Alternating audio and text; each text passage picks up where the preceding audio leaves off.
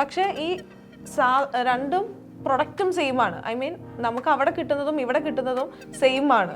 പക്ഷെ എന്തുകൊണ്ടാണ് ചില പാരൻസ് എത്രയായാലും MBBS അബ്രോഡിനെ കുറിച്ച് ഭയങ്കര നെഗറ്റീവ് ഇമ്പാക്റ്റ് ആയിട്ട് പറയാനുള്ള റീസൺ?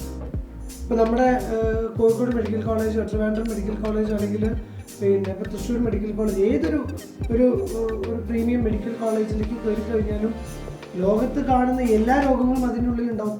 അറ്റ് ലാസ്റ്റ് നമ്മൾ പ്രതീക്ഷിച്ച ആളെ നമ്മുടെ കയ്യിൽ കിട്ടിയിട്ടുണ്ട്. സോ നമ്മുടെ ഡൗട്ട്സ് ഒക്കെ ക്ലിയർ ചെയ്തിട്ട് നമുക്ക് വിടാം. അതെ. Hi sir. So instant decision making ആണ് ഇപ്പോൾ സ്റ്റുഡൻസ് ഒക്കെ എടുക്കുന്നത്. അവർക്ക് അത് ശരിയാണോ തെറ്റാണോ ഒന്നും ആലോചിക്കുന്നില്ല. ഒരു കൺട്രി സെലക്ട് ചെയ്യുമ്പോഴോ MBBS അബ്രോഡ് സെലക്ട് ചെയ്യുമ്പോഴോ ഒന്നും ആലോചിക്കുന്നില്ല. അതിനെക്കുറിച്ച് എങ്ങനെയാണ്? Instant decision making always 100% success പോയിന്റിലേക്ക് എത്തണം എന്നൊരു ഉറപ്പില്ല. ശരിയല്ലേ? ഇപ്പോൾ വെരി സിമ്പിൾ. നമ്മളിപ്പോൾ ഏതെങ്കിലും ഒരു ഷോപ്പിൽ ഒരു മിനിമൽ പർച്ചേസിന് കയറി ഇഷ്ടപ്പെടാത്തൊന്ന് അന്വേഷിക്കാണ്ട് താല്പര്യപ്പെടാണ്ട് പിക്ക് ചെയ്യുമ്പോൾ സാധ്യത 50-50 ആണ്. May or may not be. MBBS അബ്രോഡിൻ്റെ കേസിൽ ഒരുപാട് കാര്യങ്ങൾ വൈഡായിട്ട് കുട്ടികൾ അറിയാനുണ്ട്.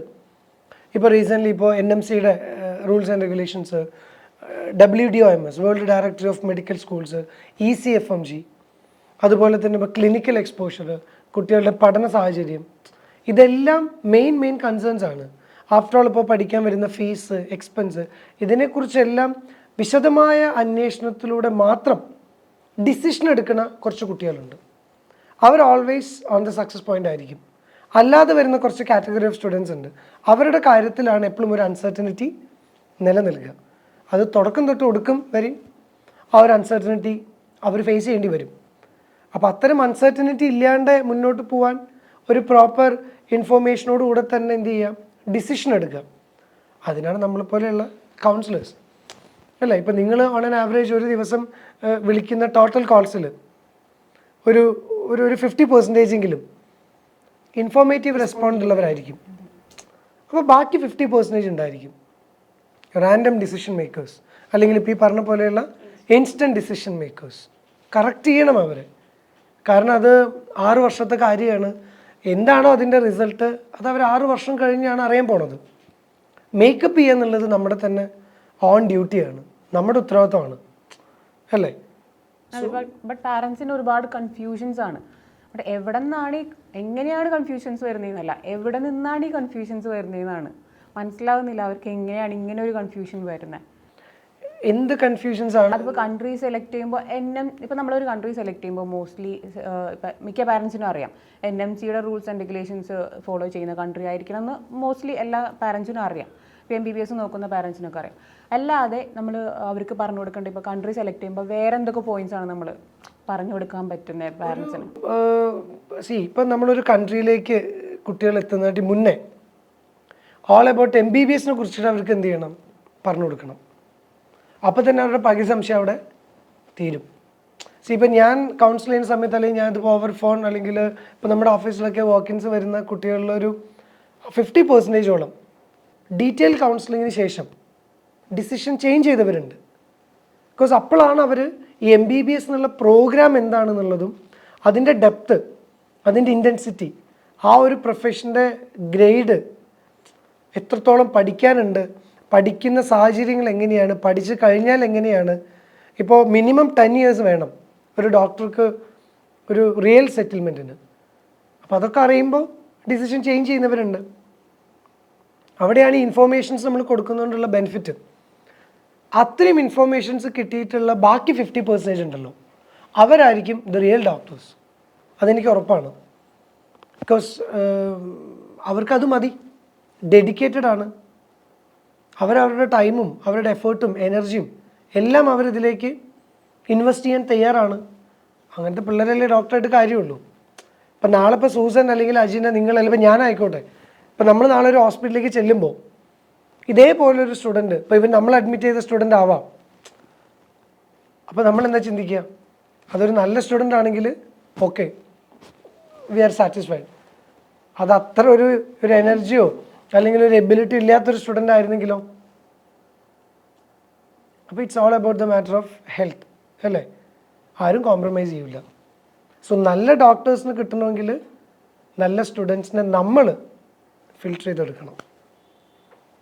സാർ ജനറലി MBBS എന്ന് പറയുമ്പം എനിക്ക് വന്നൊരു സംശയം എന്ന് പറയുന്നത് ഏതൊരു സ്റ്റുഡൻറ്റും MBBS എന്ന് പറയുന്നത് ഇന്ത്യയിൽ പഠിക്കാൻ, പ്രത്യേകിച്ച് നമ്മളെ പിള്ളേരെന്ന് പറയുന്നത് ഇന്ത്യയിൽ തന്നെ പഠിക്കാൻ ആഗ്രഹിക്കുന്ന കുട്ടികളാണ്. ആരും MBBS അബ്രോഡ് എന്നുള്ളൊരു ഡ്രീം അല്ലെങ്കിൽ MBBS സെക്കൻഡറി ആയിട്ട് വെക്കണവരാണ്.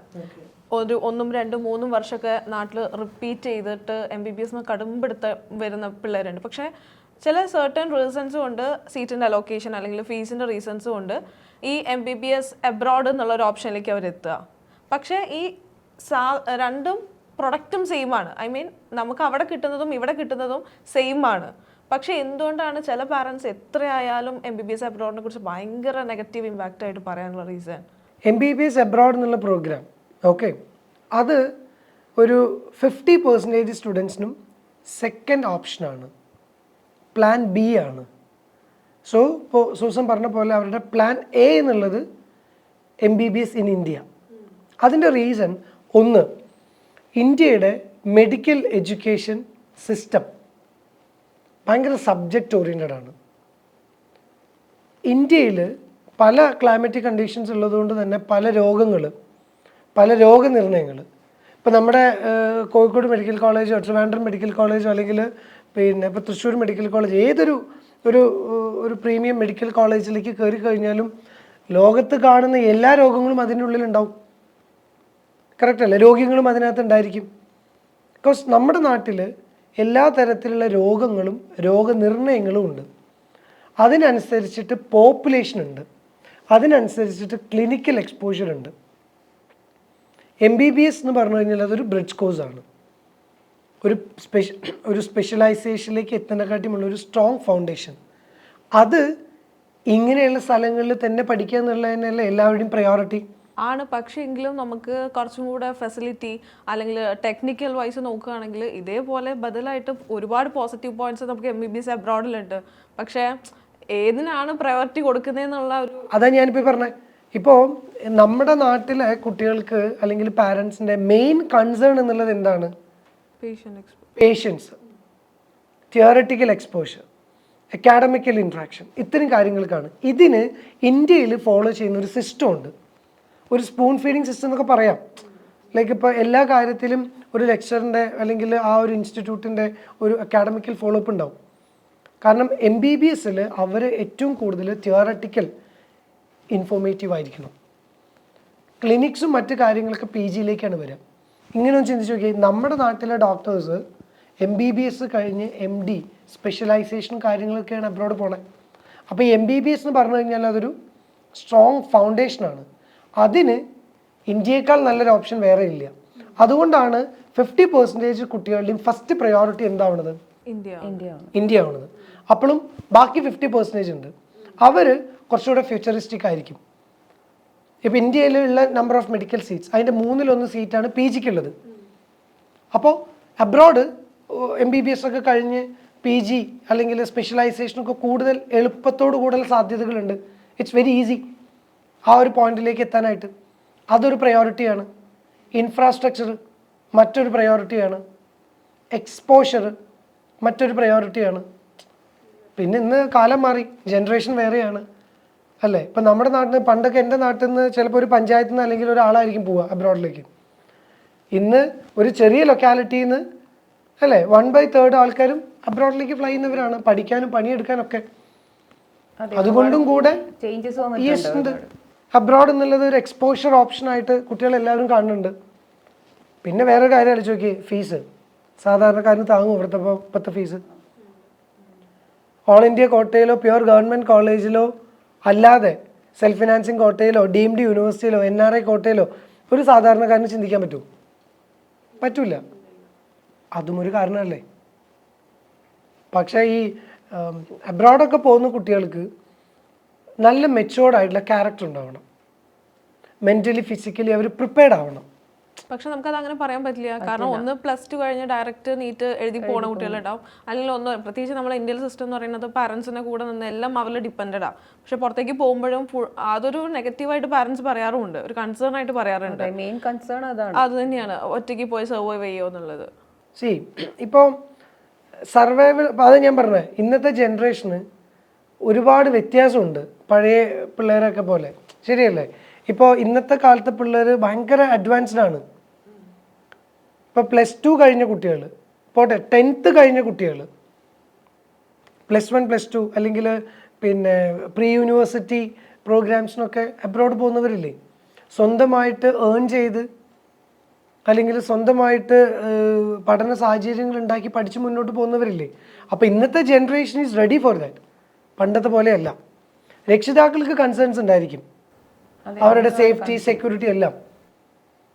ഇപ്പോൾ ചില പാരൻസ് എന്നോട് തന്നെ പറയാറുണ്ട്, ഷാരോൺ ഞങ്ങൾക്ക് നമ്മുടെ നാട്ടിൽ മറ്റ് പല സ്ഥലങ്ങളിലും വിടുന്നതിനെക്കാട്ടിയും എന്തുകൊണ്ടും സേഫാണ് കുട്ടികൾ അബ്രോഡ് പോകണമെന്നുള്ളത്. അതും അവിടുത്തെ സാഹചര്യമാണ്. അപ്പോൾ ഇത്തരം സാഹചര്യങ്ങളെ കൃത്യമായി യൂട്ടിലൈസ് ചെയ്യുന്നവർ, അവരാണ് റിയൽ ഡിസിഷൻ മേക്കേഴ്സ്. അങ്ങനെയുള്ള പിള്ളേരുടെ കാര്യത്തിൽ നമുക്ക് ടെൻഷൻ എടുക്കണ്ട. അവർ പഠിച്ചോളും, പഠിക്കാനുള്ള സമയം കണ്ടെത്തിക്കോളും, അൺവാണ്ടഡ് ആക്ടിവിറ്റീസിലേക്ക് അവർ പോകില്ല. പഠിച്ചുകൊണ്ടിരിക്കുമ്പോൾ അവർ ഒബ്സർവേഷൻഷിപ്പ് ചെയ്തോളും, ഇപ്പോൾ PGയുടെ പ്രിപ്പറേഷൻസ് ചെയ്തോളും, സ്വന്തമായിട്ട് റിസർച്ച് ചെയ്തോളും.